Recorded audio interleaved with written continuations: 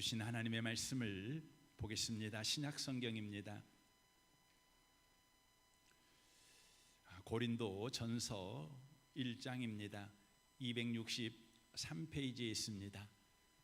263페이지 고린도 전서 1장입니다.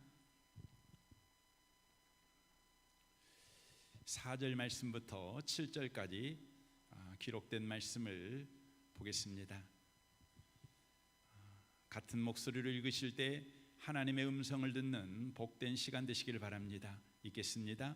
그리스도 예수 안에서 너희에게 주신 하나님의 은혜로 말미암아 내가 너희를 위하여 항상 하나님께 감사하노니 이는 너희가 그 안에서 모든 일 곧 모든 언행과 언병과 모든 지식에 풍족함으로 그리스도의 증거가 너희 중에 견고하게 되어 너희가 모든 은사의 부족함이 없이 우리 주 예수 그리스도의 나타나심을 기다리라.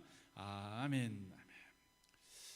함께 예배하는 모든 분들 가운데 이 말씀에 축복이 함께 하시기를 주님의 이름으로 축원합니다.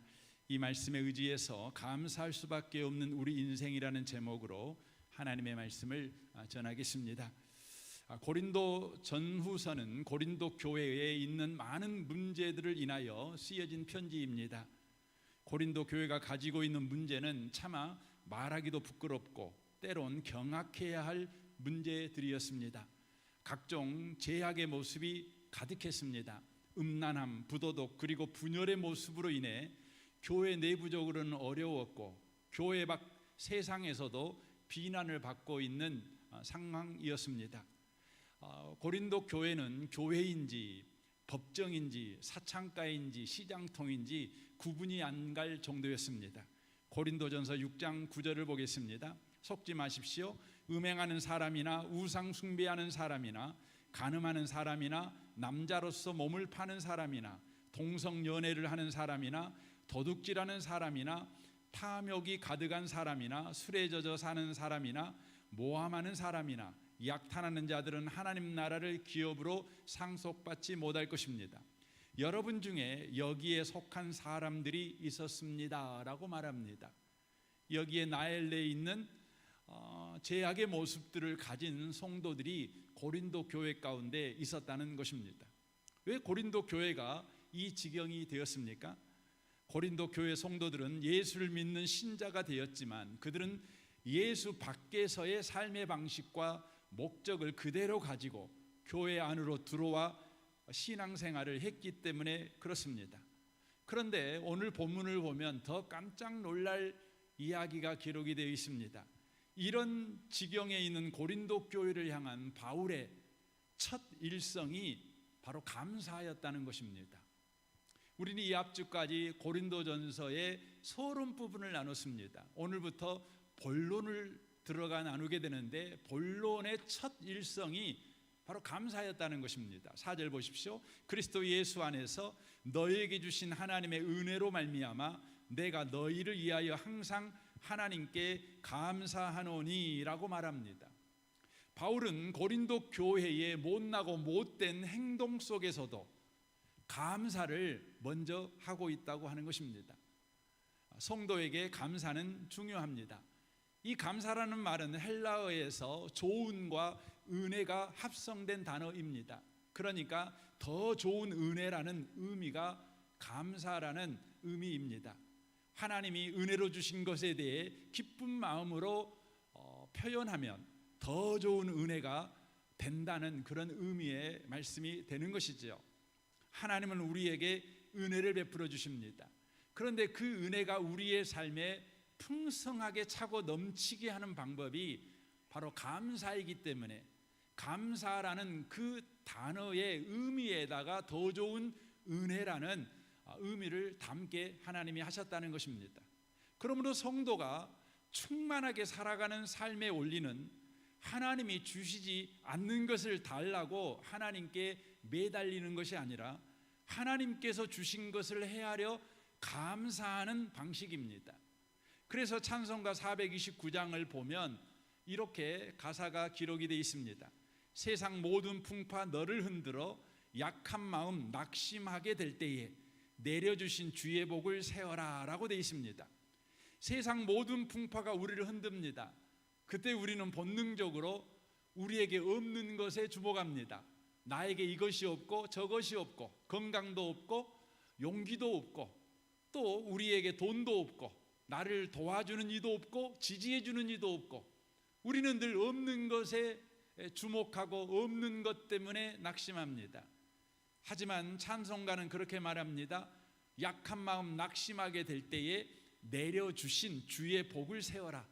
주의 크신 복을 내가 알리라 라고 말합니다. 주님이 내려주신 복을 우리가 구체적으로 그 복을 세어 감사하게 될 때 우리의 삶에 알게 되는, 경험하게 되는 일이 일어나게 된다. 이렇게 찬송가가 우리에게 가르치고 있습니다. 2절을 보십시오. 세상 근심 걱정 너를 누르고 십자가를 등에 지고 나갈 때 주가 내게 주신 복을 세워라. 두려움 없이 항상 찬송하리라 라고 되어 있습니다. 하나님께서 우리에게 맡긴 아버지의 일, 어머니의 일, 아내의 일, 남편의 일, 직장 생활의 일, 여러분 그거 지고 나갈 때에 우리 가운데 주님 나 이것도 없어요, 이것이 없으니 나 이거 제대로 해낼 수가 없어요. 우리는 늘 하나님 앞에 그렇게 원망합니다. 그런데 찬송가는 말합니다. 그런 상태에 있을 때 주가 네게 주신 복을 세어봐라. 너에게 분명히 주신 것이 있다. 그거 네 삶을 샅샅이 찾아서 발견하여 그것을 세어보아라. 그러면 두려움 없이 항상 찬송하리라. 후렴을 보십시오. 받은 복을 세어보아라. 크신 복을 네가 알리라. 받은 복을 세어보아라. 주의 크신 복을 네가 알리라. 영국의 시인 존 밀턴은 43세에 시력을 완전히 잃어버렸습니다. 그런데 시력을 잃은 그의 입에서 나온 고백은 뜻밖에도 감사였습니다. 내 육안을 어둡게 하심으로 주님만을 볼 수 있는 시만을 열어주신 것을 감사합니다. 그는 완전히 눈이 멀어버린 맹인이 된 이후에 그는 두 권의 위대한 작품을 씁니다. 그것이 신라곤과 복락곤이라는 책입니다. 평론가들은 이런 평론을 합니다. 밀턴이 시력을 잃어버렸기에 이런 작품을 쓸 수가 있었다라고 말합니다. 아무리 막막하고 칠흑 같은 절망 속에서도 우리의 삶에 감사가 살아있다면 아직 우리의 삶은 끝나지 않은 것입니다. 감사할 때 새로운 세계는 도리어 열리게 되며 우리는 새로운 인생 제2막을 살게 되는 것입니다. 그러나 반대로 아무리 풍족해도 감사가 없다면 곧 그의 삶의 끝이 들이닥치게 될 것입니다. 디모데후서 3장 1절입니다. 너는 이것을 알라. 말세에 고통하는 때가 이르러 사람들이 자기를 사랑하며 돈을 사랑하며 자랑하며 교만하며 비방하며 부모를 거역하며 감사하지 아니하며 라고 말합니다. 감사가 없는 것은 곧 망할 말세의 풍조라는 것을 성경이 말씀하고 있습니다. 감사가 없으면 나라가 망한다는 것입니다. 감사가 없으면 그 사회가 망한다는 것이죠. 감사가 없으면 개인이 망한다는 것이고 가정이 망한다는 것입니다. 여러분의 가정은 망할 가정입니까? 새로운 가정, 항상 승승장구하는 가정이십니까? 현재가 어렵더라도 여러분의 가정에 소망이 있는가 없는가를 확인하는 것은 바로 여러분 가정에 감사가 있느냐는 것입니다. 혹 요즘 잘 나가는 가정이십니까? 그럼에도 불구하고 여러분의 가정에 감사가 없으십니까? 그러면 여러분의 가정은 곧 망할 가정이라는 것입니다. 회사도 마찬가지입니다. 직원들이 감사를 잃어버려요. 불평만 가득해요. 사장님도 불평만 가득해요. 여러분 그런 회사에 주식을 사면 안 되는 겁니다. 그 회사는 곧 망할 회사이기 때문에 그렇습니다. 지금은 어렵습니다. 그럼에도 불구하고 감사하고 또 감사합니다. 감사로 사물을 시작합니다. 감사로 기계를 돌리기 시작합니다. 여러분 그 회사 머지않아 여러분 성공하게 될 것입니다. 우리는 지금 어려운 시대를 살고 있습니다. 신문지상에 끊임없이 삼고시대다, 고물가, 고금리, 고환율 시대, 이것이 악순환이 되어지는 복합 불황의 시대가 지금 우리에게 도래했다. 이것은 3년이 갈란지 4년이 갈란지 우리가 장담할 수 없는, 이전에 경험하지 못한 심각한 어려움이 우리에게 올 것이다. 이구동성으로 이것을 예측하고 있습니다. 이때에 우리는 우리의 마음을 지키는 것은 무엇보다 중요합니다.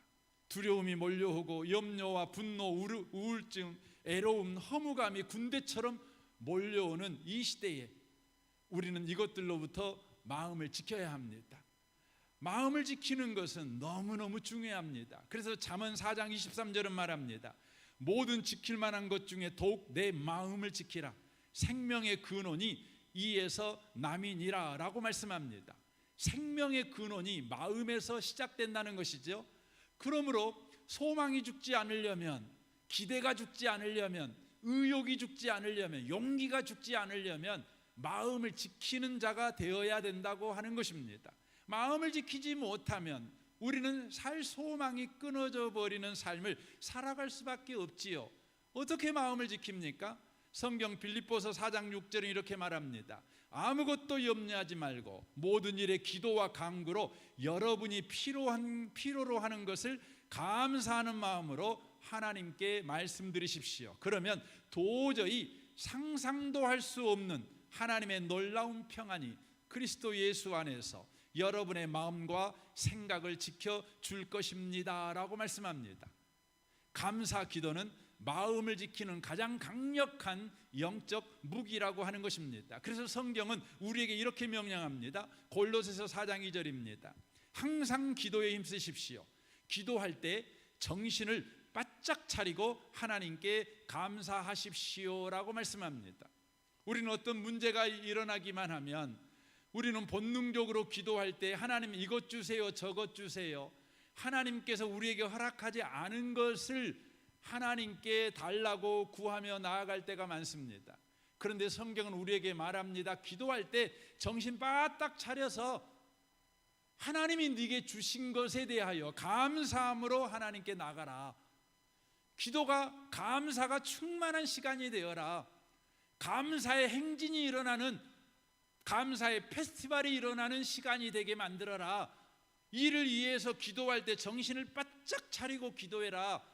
이렇게 말씀하는 것입니다. 메시지 성경을 보면 부지런히 기도하십시오. 감사하는 마음으로 눈을 크게 뜨고 깨어 있으십시오라고 말합니다. 눈을 크게 뜨라는 것은 내 삶의 서치라이트를 비춰가지고 내 삶에 하나님이 주신 것이 무엇이 있는가 샅샅이 뒤져서 반드시 찾아내서 하나님이 이거 내게 주셨군요, 하나님이 이거 내게 주셨군요, 내게 이것이 있었군요,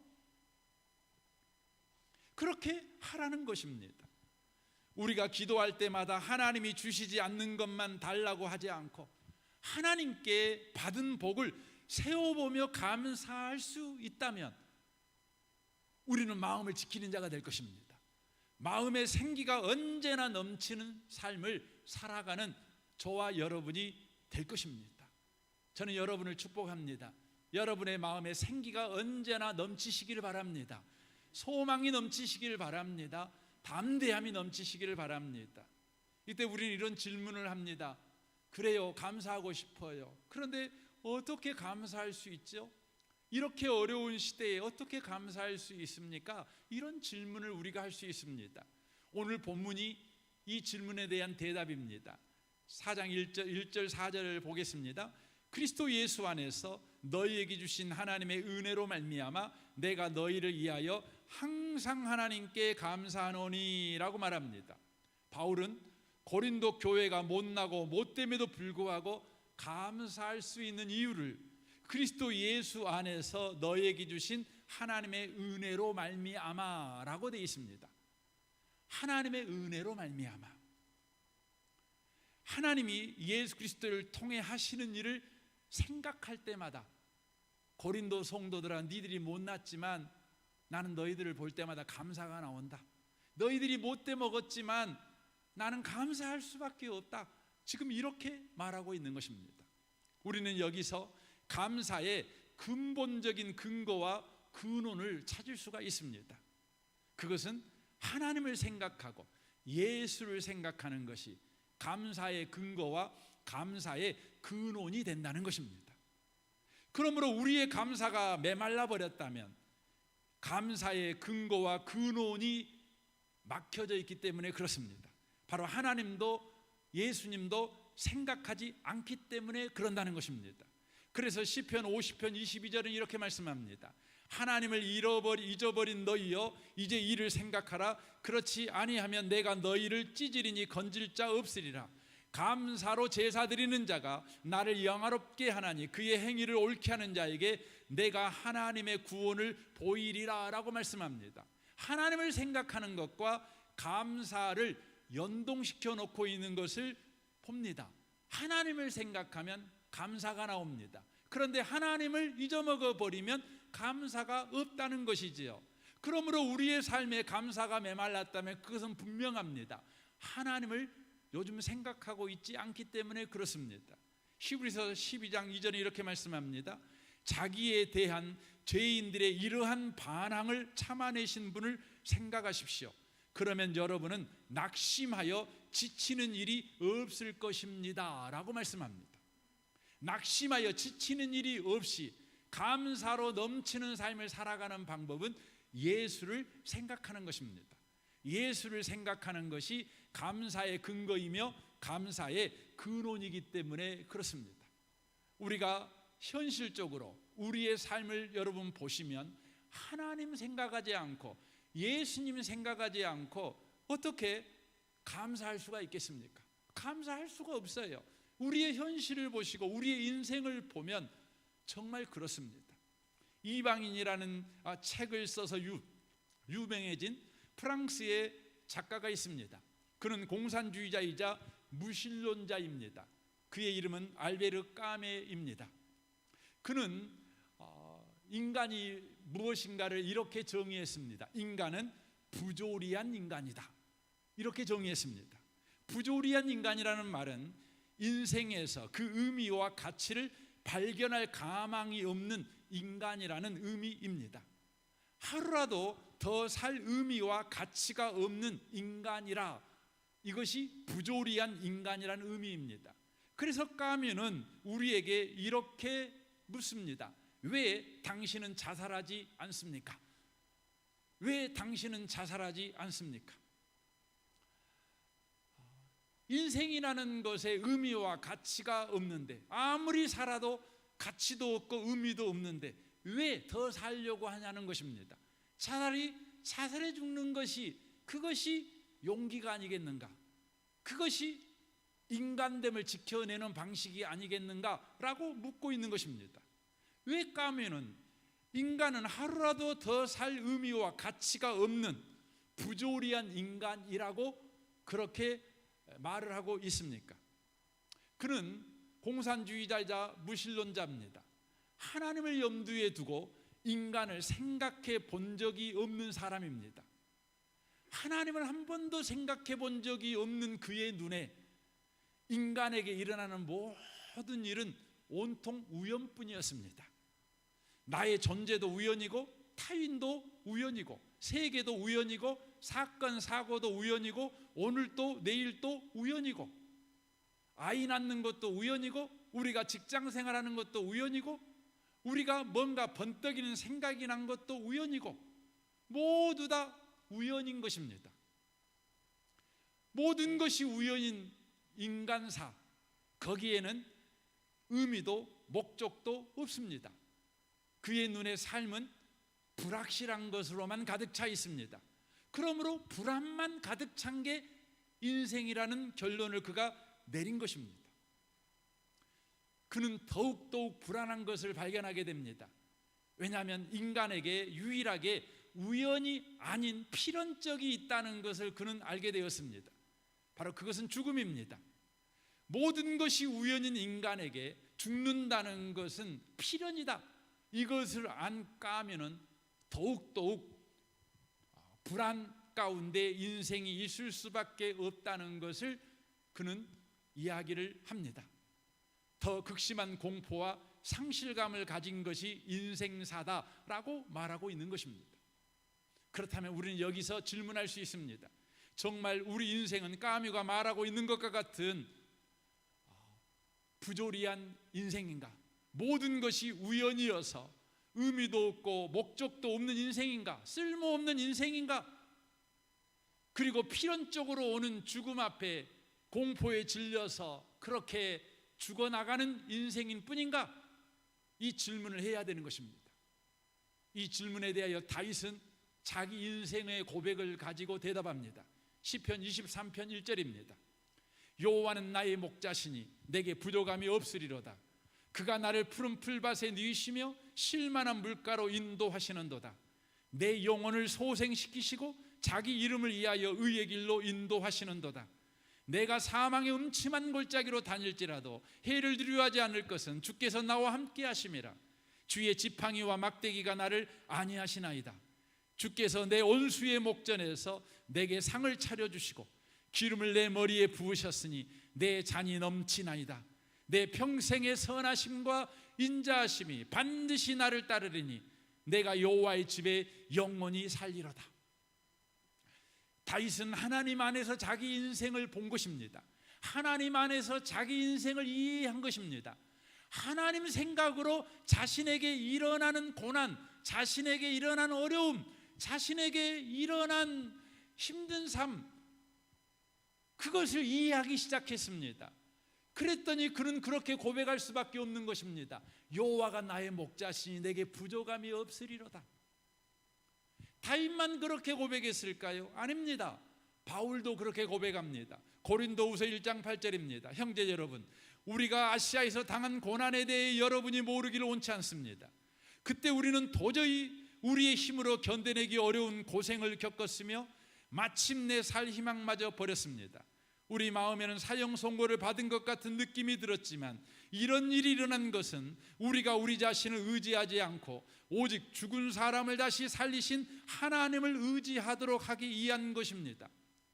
바울은 자신에게 죽을 만큼 어려운 일이 일어난 것을 우연히 일어났다, 재수 없어서 일어났다, 이렇게 보지 않았습니다. 자신에게 일어난 일을 하나님 생각으로 이해하자 결론에 도달했는데, 우리 자신을 의지하지 않고 죽은 사람을 다시 살리는 하나님을 의지하도록 하기 위한 것이다라고 하는 바로 의미와 목적을 발견하게 되었습니다. 하나님 안에서 자기 인생에 일어나는 고난을 바로 우연으로 보지 않고 재수 없어서 일어난 일로 보지 않고 의미와 목적을 가진 하나님의 개입이요 하나님의 일하심으로 보자. 자기의 남은 인생에 대한 그는 확신에 찬 이런 고백을 합니다. 10절입니다. 하나님이 그처럼 큰 죽음의 위험에서 우리를 건져주셨으니 앞으로도 건져주실 것이며 또 건져주시리라 믿습니다. 그는 자기의 남은 삶 속에 여전하게 죽을 것 같은 위기가 도래하겠지만 하나님 안에서 현재 당하는 자신의 삶을 해석해 보니 하나님만 의지하라는 하나님의 이끄심이라는 걸 알게 되자, 하나님께서 이후에 내가 당할 그 모든 고난에서도 의미와 목적을 가지고 내 인생에 개입하시겠구나. 내 인생은 고난당하다가 누추한 인생이 되거나 고난당하다가 무의미한 인생이 되거나 고난당하다가 무신론자가 되는 것이 아니라 하나님의 개입하심 때문에 나는 고난받으면 고난받을수록 더욱 큰 믿음의 사람이 될 것이고 더욱 품이 있는 사람이 될 것이고 더욱 근사한 사람이 될 수밖에 없겠구나. 이 아침에 오신 복 있는 성도 여러분, 여러분의 인생은 우연이십니까? 하나님 없이 여러분의 인생을 이해하고 계십니까? 아니면 하나님 생각 속에서 여러분의 인생을 이해하고 계십니까? 저는 이 아침에 오신 복 있는 분들이 하나님 없는 생각으로 여러분의 인생을 이해하지 마십시오. 인간을 이해하지 마십시오. 하나님 생각, 예수 생각으로 여러분의 인생을 이해하시고 여러분 주변에 있는 인간들을 이해하시길 바랍니다. 그때 저와 여러분은 소망을 노래하게 될 것입니다. 저와 여러분은 넘치는 감사를 하는 사람이 되어지는 복 있는 자가 되어질 줄 믿습니다. 이제 저와 여러분은 하나님 생각, 예수 생각으로 인생을 이해하게 될 때에 누군가에게 가든지 당신 때문에 라고 말하지 않고 당신 덕분에 라고 말하는 사람이 되어질 줄 믿습니다.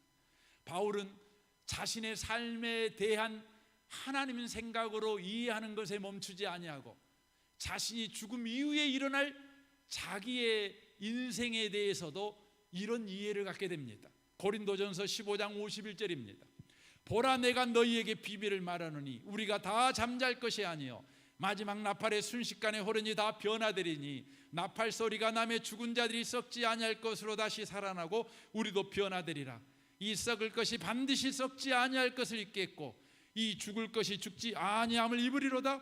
이 썩을 것이 썩지 아니함을 입고 이 죽을 것이 죽지 아니함을 입을 때에는 사망을 삼키고 이기리라고 기록된 말씀이 이루어지리라. 사망아, 너의 승리가 어디 있느냐? 우리 같이 읽겠습니다. 사망아, 내가 쏘는 것이 어디 있느냐? 사망이 쏘는 것은 죄요 죄의 권능은 율법이라.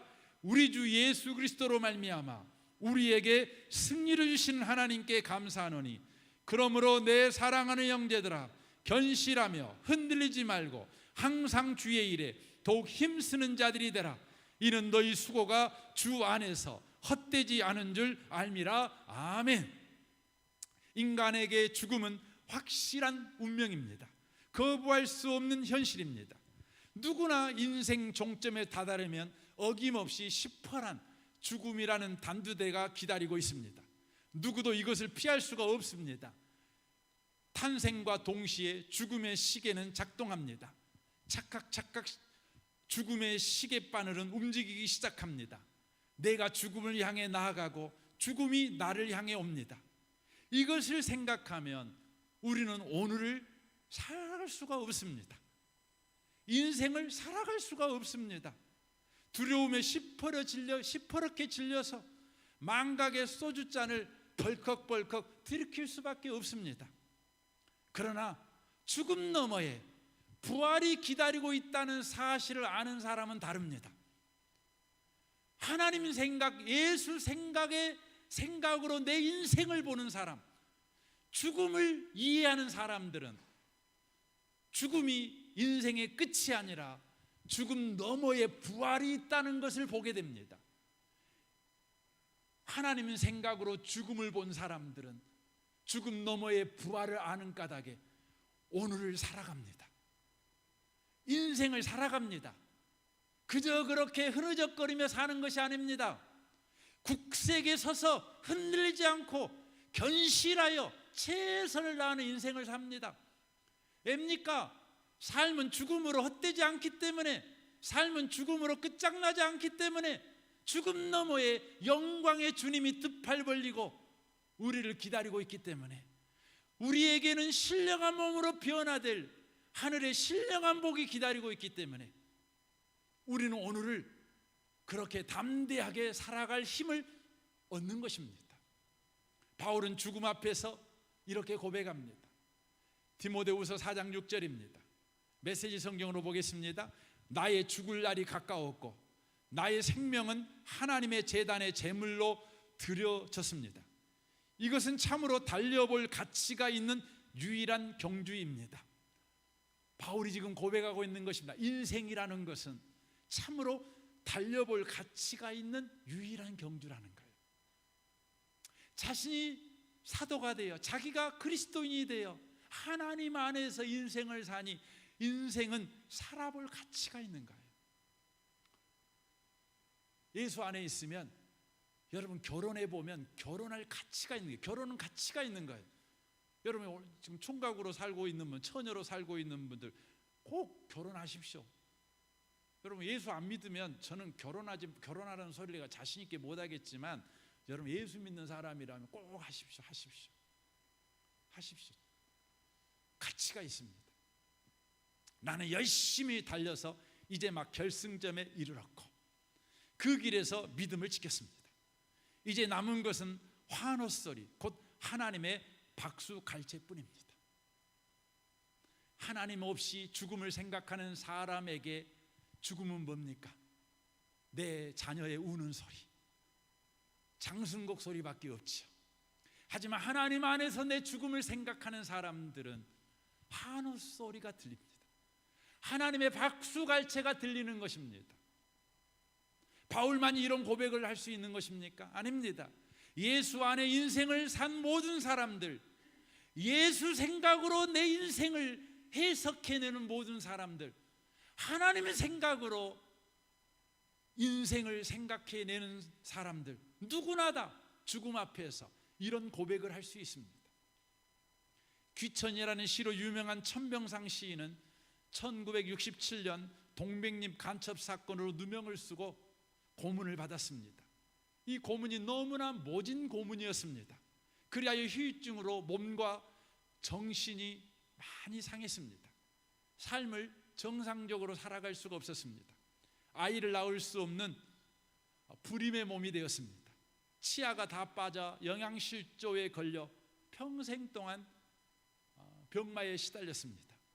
정신상란증으로 괴로워 잠을 잘 수가 없는 지경에 이르는 힘든 인생을 그가 살았습니다. 그런데 그 힘든 인생 속에서 그가 쓴 시가 바로 귀천입니다. 귀천은 하늘로 돌아간다는 의미입니다. 그는 그리스도인이기 때문에 전도서 12장 7절 말씀을 따라 하늘로 돌아간다는 표현을 쓰고 있습니다. 흙은 여전히 땅으로 돌아가고 영은 그것을 주신 하나님께로 돌아가기 전에 기억하라. 나 하늘로 돌아가리라. 새벽빛 와닿으면 쓰러지는 이슬 더불어 손에 손을 잡고 나 하늘로 돌아가리라. 노을빛 함께 단 둘이서 기스에서 놀다가 구름 손짓하면은 나 하늘로 돌아가리라. 아름다운 이 세상 소풍 끝나는 날 가서 아름다웠다라고 말하리라. 하나님 없이 홀로 맞는 죽음은 절망입니다. 두려움입니다. 이 세상에서 아무리 많은 선행을 해도 종교적 열심을 가지고 살아도 수없이 많은 고행과 수행을 했더라도 마찬가지입니다. 한국 불교의 큰 스님이라는 성철 스님이 계십니다. 1993년 82세로 그는 죽습니다. 성철 스님의 일대기를 보면 한마디로 대단한 바로 종교 수행자다 이렇게 말할 수밖에 없습니다. 그는 결혼했지만 처자를 버리고 집을 떠나 출가한 이후에 부모도 찾아와도 수행에 방해된다고 일절 만나지 않았습니다. 그가 수행하는 곳에 철조망을 쳐놓고 10년간 사람들이 들어오지 못하게 막았습니다. 16년 동안 솔잎 가루와 생쌀 가루만 먹고 살았습니다. 그리고 8년 동안은 눕지 않고 앉아서 자는 장자불화라는 수행을 했습니다. 대단한 수행 아닙니까? 이런 대단한 수행을 했다면 그의 죽음은 남다르다고 우리는 생각할 수 있습니다. 그런데 그가 죽을 때 남긴 유언이 이렇습니다. 내 죄는 산보다 높고 바다보다 깊은데 내 어찌 감당하랴. 내가 80 동안 포교한 것은 헛것이로다. 그는 딸이 있었습니다. 출가한 이후 54년 동안 단절하고 살았습니다. 그런데 임종 직전에 그 딸이 그를 찾아왔습니다. 그에게 또 유언을 남겼습니다. 피리야, 그의 딸 이름이 피리입니다. 피리야, 내가 잘못했다. 내 인생을 잘못 선택했다. 나는 지옥에 간다. 죽음은 늘 갑작스러운 일입니다. 우리의 죽음은 우리가 준비되면 오는 것이 아닙니다. 우리가 아무 준비도 되지 않았을 때 호련히 갑작스럽게 뜬금없이 찾아옵니다. 저희 아버지의 죽음도 그랬습니다. 저와 다정히 인사도 못하고 가셨는데 1시간 후에 영안실에서 뵀습니다. 아침에 출근했는데 영안실에서 만나는 경우가 많습니다. 오후 예배까지 잘 드렸습니다. 건강한 권사님이셨습니다. 저녁에 전화가 왔습니다. 조대 응급실에 있다고요? 갔습니다. 그것이 구 권사님의 마지막 모습이었습니다. 새벽 예배 함께 드렸습니다. 1시간 후에 경찰서에서 전화 왔습니다. 이런 분이 교통사고 나서 죽으셨는데 당신 교회 성도입니까? 죽음은 언제나 갑작스럽게 찾아옵니다.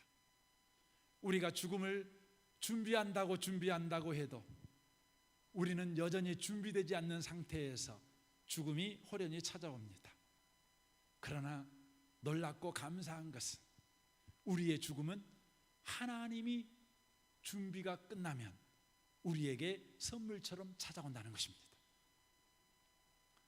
우리는 준비 못해 죽음 앞에 두려워하는데 우리의 죽음은 하나님의 준비가 끝나자 우리에게 죽음이 찾아옵니다. 그래서 하나님은 우리에게 이렇게 말씀하십니다.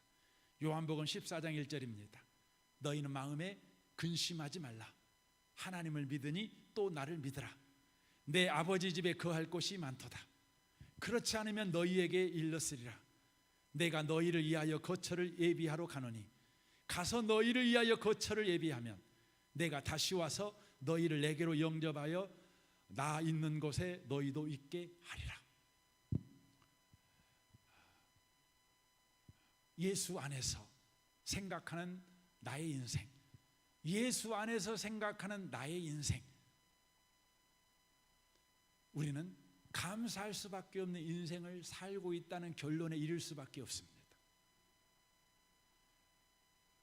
하나님 생각 없고 예수 생각 없는 우리 인생을 보면 우리는 불평하고 원망하고 불안해서 살 수가 없습니다. 누군가가 여러분에게 원망하고 누군가가 여러분을 공격하고 누군가가 여러분에게 몹쓸 말을 한다면 여러분 그 사람 불쌍히 여겨주세요. 저 사람은 지금 하나님 없이 자기 인생을 생각하고 있구나. 여러분을 축복합니다. 하나님 생각으로 여러분 인생을 해석하십시오. 예수님 생각으로 여러분 인생을 해석하십시오. 그때 우리는 감사할 수밖에 없는 인생인 것을 알게 될 것입니다. 이 놀라운 인생에 참여하고 이 인생을 살아내는 모든 분들이 다 되시기를 주님의 이름으로 축원합니다. 아멘. 우리 같이 찬송가 429장 오늘 말씀 생각하면서 이 찬양 우리 같이 한번 했으면 좋겠습니다.